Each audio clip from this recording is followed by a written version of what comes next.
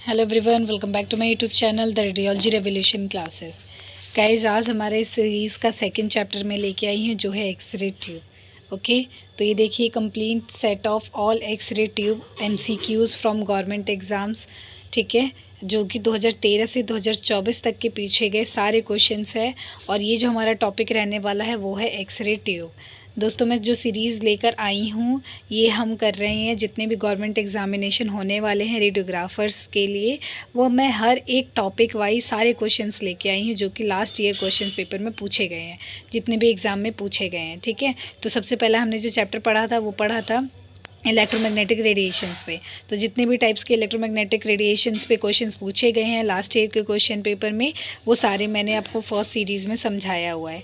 ठीक है, अब इस सीरीज़ में जो हमारा चैप्टर रहने वाला है, हमारा जो चैप्टर वो है एक्सरे ट्यूब। ठीक है, तो जितने भी एक्सरे ट्यूब पे क्वेश्चन पूछे गए हैं वो सारे जितने भी पेपर्स में, जैसे DSSB, AIIMS, ESIC, RRB, JIPMER, वो सारे क्वेश्चन की सीरीज़ में इस चैप्टर में लेकर आई है। तो आइए स्टार्ट करते हैं हमारा फर्स्ट क्वेश्चन इस चैप्टर के साथ। तो हमारा जो फर्स्ट चैप्टर बोल रहा है, फर्स्ट क्वेश्चन जो बोल रहा है वो बोल रहा है हमारा कि DSSB रेडियोग्राफर 2013 में पूछा गया है। पहला क्वेश्चन है, the target material used in diagnostic x-ray tube. जो हमारा एक्सरे ट्यूब होता है, हम जानते हैं एक्सरे ट्यूब में दो इलेक्ट्रोड होता है, एक होता है एनोड और एक होता है कैथोड। ठीक है, एक होता है एनोड और दूसरी तरफ होता है कैथोड, जिसको हम कहते हैं फिलामेंट होता है। और जो एनोड होता है ना, इसी को हम बोलते हैं टारगेट। ओके, तो जो टारगेट मटेरियल होता है वो किस चीज़ का बना होता है? ऑप्शन है मॉलिब्डेनम, टंगस्टन, कॉपर या एल्यूमिनियम। तो जो आंसर रहने वाला है वो है हमारा टंगस्टन। ओके, तो जो टंगस्टन होता है उसी से हमारा टारगेट मटेरियल बना हुआ होता है एक्सरे ट्यूब में। रीज़न क्या है? जो हमारा टंगस्टन होता है ना, इसका जो एटॉमिक नंबर होता है बहुत हाई होता है, विच इज़ 74 एटॉमिक नंबर होने की वजह से ये बहुत ही ज़्यादा हाई टेम्परेचर झेल सकता है। और इसकी जो एक्सरे प्रोडक्शन की एफिशिएंसी है ना, वो भी बहुत ही ज़्यादा हाई हो जाती है। ठीक है, तो हमें याद रखना बहुत ज़रूरी है कि जो हमारा एक्सरे ट्यूब होता है उसमें जो हमारा टारगेट मटेरियल होता है या फिर फिलामेंट होता है, दोनों ही किस चीज़ के बने होते हैं? दोनों ही हमारे टंगस्टन के बने हुए होते हैं, which is very very important question, जो कि कब पूछा गया था? 2013 के रेडियोग्राफर DSSB का ये सवाल पूछा गया है। चलिए देखते हैं नेक्स्ट क्वेश्चन अपना।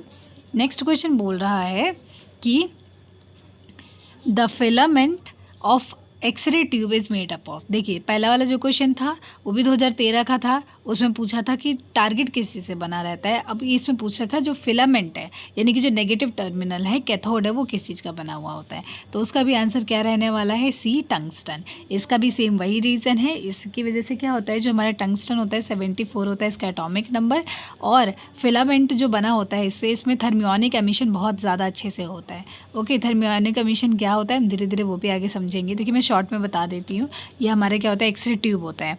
ठीक है, मान लीजिए यहाँ पे क्या है, हमारा फिलामेंट है ऐसे करके, और यहाँ पे क्या बना हुआ होता है, यहाँ पे हमारा एनोड है। ओके, अब क्या होता है, यहाँ से इलेक्ट्रॉन निकलते हैं कैथोड से, यानी कि फिलामेंट से, और एनोड पे जाके टकराते हैं। जब ये टकराते हैं तो यहाँ से क्या प्रोडक्ट प्रोड्यूस्ड होता है? हमारा एक्सरे। ओके, अब बोल रहा है जो टंगस्टन होता है ना, क्या होता है यहाँ पे, बहुत ही अच्छा थर्मियोनिक एमिटर होता है। जैसे ही हम क्या करते हैं, इसको वोल्टेज सप्लाई कराते हैं कैथोड को, फिलामेंट को, तो यहाँ पे क्या होता है, ये फिलामेंट बहुत ही ज़्यादा हीट हो जाता है। हीटअप हो जाने की वजह से क्या करता है, ये अपने आसपास ना अपने जो इलेक्ट्रॉन होता है, अपने टंगस्टन का फिलामेंट का जो इलेक्ट्रॉन होता है वो क्या होता है, बाहर लिबरेट होने लग जाते हैं, बाहर निकलने लग जाते हैं, ज़्यादा हीट हो जाने की वजह से। तो इसी प्रोसेस को हम क्या बोलते हैं? Thermionic emission. तो हीट की वजह से जब इलेक्ट्रॉन बाहर निकलने लग जाते हैं टंगस्टन के फिलामेंट के, तो उस प्रोसेस को हम क्या बोलते हैं? Thermionic emission. थर्मियोनिक एमिशन का मतलब मतलब हीट की वजह से क्या हो रहा है, यहाँ पे आयंस रिलीज़ हो रहे हैं, इसीलिए इसको बोला जाता है थर्मियोनिक एमिशन। तो कौन सबसे अच्छा करता है? वो है टंगस्टन। इसीलिए जो हमारा फिलामेंट होता है वो किससे बना हुआ होता है? टंगस्टन का बना हुआ होता है। आते हैं क्वेश्चन नंबर 3। क्वेश्चन नंबर 3 बोल रहा है the atomic number of tungsten is. देखिए 2014 में पूछा गया ये क्वेश्चन है, DSSP पोस्ट कोड 20/14 का। तो इसका जो टंगस्टन का एटॉमिक नंबर कितना है, अभी मैंने दोनों क्वेश्चन में बताया, वो है 74। ठीक है, बहुत ज़्यादा इंपॉर्टेंट है, ये हमें याद रखना बहुत ही ज़्यादा ज़रूरी है। आते हैं नेक्स्ट क्वेश्चन पे, question number 4। Question number 4 the cathode of x-ray tube contain. देखिए कैथोड जो होता है, अभी मैंने बताया एक्सरे ट्यूब है, एक तरफ क्या होता है फिलामेंट, फिलामेंट को क्या बोलते हैं कैथोड, ठीक है, और एक तरफ क्या होता है हमारा टारगेट मटेरियल, ठीक है, इसको क्या बोलते हैं हम एनोड। ओके, एनोड हो गया। अब बोल रहे थे cathode of x-ray tube contain, यानी कि ये क्या कंटेन करता है, टारगेट, फिलामेंट, एनोड डिस्क या बेरिलियम विंडो। तो आंसर बहुत सिंपल है इसका, वो है फिलामेंट। ओके, कैथोड जो होता है नेगेटिव टर्मिनल होता है, जो कि क्या होता है हमारा फिलामेंट होता है, और एनोड क्या होता है पॉजिटिव टर्मिनल होता है, जो कि क्या होता है टारगेट। तो ये हमारा इस क्वेश्चन का आंसर रहने वाला है। आइए देखते हैं नेक्स्ट क्वेश्चन। नेक्स्ट क्वेश्चन बोल रहा है, देखिए DSSB 2015 में पूछा गया ये क्वेश्चन है। बोल रहे थे purpose of rotating anode in x-ray tube is. तो जो हमारा एनोड होता है ना, एक्सरे ट्यूब है ये, ओके, यहाँ पे क्या है हमारा फिलामेंट, और यहाँ पे क्या होता है हमारा एनोड होता है। एनोड कुछ इस शेप में बना हुआ रहता है, ठीक है। तो जो एनोड होता है ना, वो क्या होता है रोटेटिंग एनोड होता है, घूमता रहता है। दो तरीके के हमारे एनोड होते हैं, एक स्टेशनरी एनोड होता है जो कि स्थिर रहता है, एक होता है हमारा रोटेटिंग एनोड। तो रोटेटिंग एनोड का क्या काम होता है, क्यों रोटेटिंग एनोड, मतलब उसका रोटेटिंग एनोड का पर्पस क्या होता है। तो उसका जो पर्पस ऑप्शन देख लेते हैं। ऑप्शन ए बोल रहा है to increase x-ray intensity, x-ray की इंटेंसिटी बढ़ाने के लिए रोटेटिंग एनोड का यूज़ करते हैं, या डिक्रीज एक्सपोजर टाइम, या डिसिपिएट हीट, या इंक्रीज फोकल स्पॉट साइज। तो आंसर क्या रहने वाला है टू डिसिपिएट हीट। देखिए क्या होता है जब हमारा एक्सरे इलेक्ट्रॉन्स जो होता है फिलामेंट से निकलता है और कहाँ जाके टकराता है हमारे टारगेट मटेरियल पे, या मान लीजिए आके टकरा रहा है, तो क्या होता है टकराने की वजह से ये बहुत ही ज़्यादा हीटअप हो जाता है। तो अगर एक ही जगह जाके हमारा इलेक्ट्रॉन हिट करता रहेगा तो ये क्या होता है टंगस्टन मटेरियल जो एनोड का होता है वो ख़राब होने के चांसेस बढ़ जाते हैं। तो इसलिए यहाँ पे इसको रोटेट किया गया है, क्योंकि रोटेशन की वजह से जो सारा सरफेस एरिया है ना हमारा एनोड का वो यूज़ हो सके, जिसकी वजह से एक जगह पे इसको प्रेशर ना पड़े और ये हमारा टंगस्टन का जो टारगेट है वो ख़राब ना हो। तो यही रीज़न है क्या है हीट डिसिपिएट हो जाए कम्प्लीटली, ओके, हमारा पूरा एनोड पे, इसीलिए रोटेटिंग एनोड बनाया जाता है। तो ये इसका आंसर है। आते हैं नेक्स्ट क्वेश्चन पे, क्वेश्चन नंबर 6। क्वेश्चन नंबर 6 बोल रहा है the angle of anode in diagnostic x-ray is typically.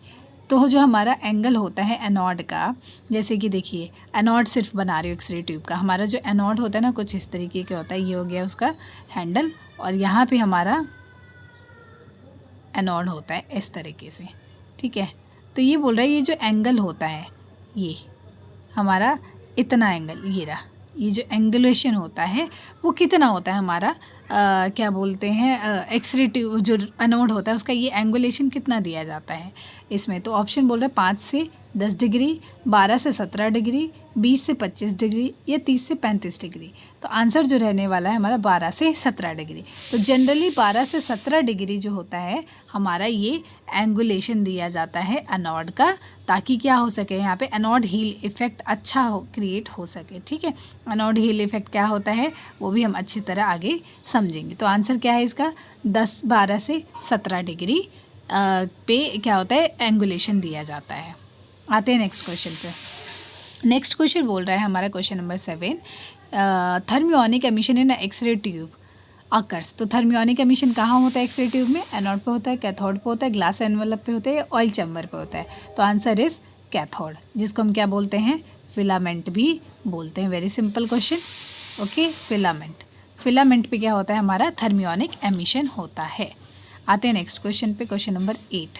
Question number 8 बोल रहा है the focusing cup in x-ray tube is made up of. Focusing cup क्या होता है, देखिए ये हमारा क्या है एक्सरे ट्यूब है। एक्सरे ट्यूब में क्या होता है यहाँ पे फिलामेंट है।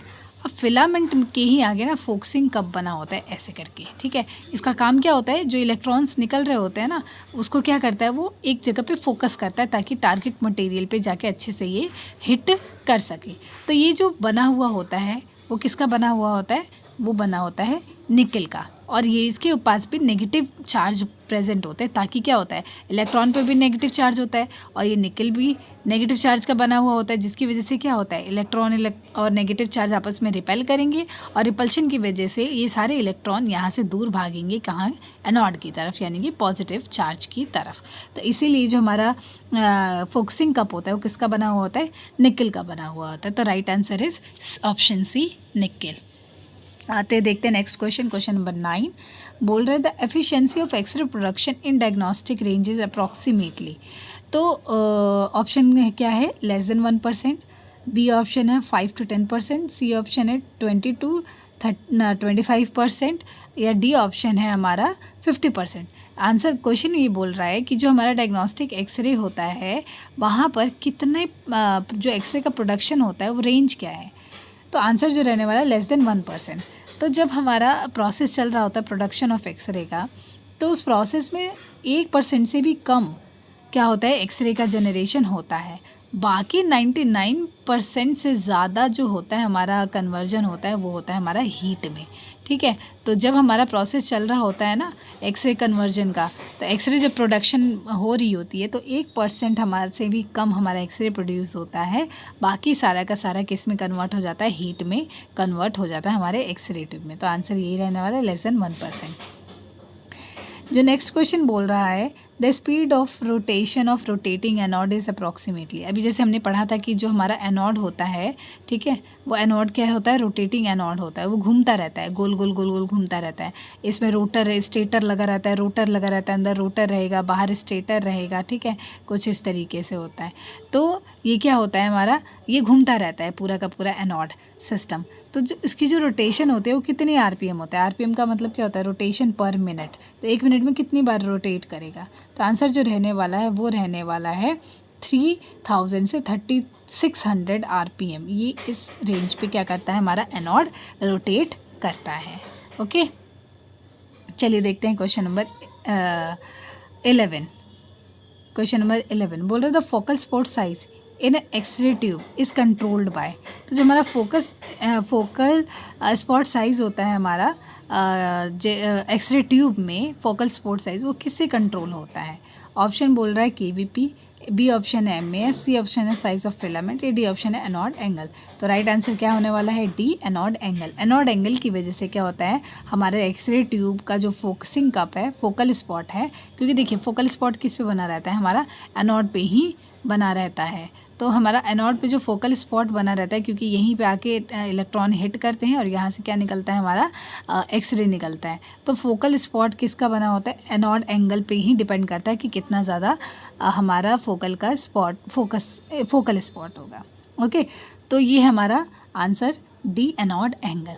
तो आज के लिए इतना ही, ठीक है। नेक्स्ट क्लास में हम और भी क्वेश्चंस देखेंगे जो कि आया हुआ है पुराने सारे पेपर में। देखिए सारे रिपीटेड क्वेश्चंस है, बहुत ही ज़्यादा इंपॉर्टेंट है हमारे एग्ज़ाम्स के लिए। तो आप जितने भी गवर्नमेंट के एग्ज़ाम की प्रिपरेशन कर रहे हैं, चाहे वो एम्स हो गया, MCRE हो गया, DSSS हो गया या RRB हो गया, उन सब में मोस्ट फ्रीक्वेंट आस्किंग क्वेश्चन है ये। ओके, तो आप लोग अगर प्रिपरेशन कर रहे हैं तो ये ज़रूर पढ़िए और बाकी मेरे साथ आगे बने रहिए, क्योंकि आगे आने वाले सेशंस में मैं बहुत अच्छे अच्छे सारे क्वेश्चंस लेके आने वाली हूँ। टॉपिक वाइज हम अपना कंसेप्ट भी क्लियर करेंगे और हम अच्छे से प्रिपरेशन भी करेंगे। तो अगर आपको कोई भी डाउट हो, कोई भी परेशानी हो, आप मुझे कॉमेंट में ज़रूर लिखिए और बने रहिए मेरे साथ। Thank you.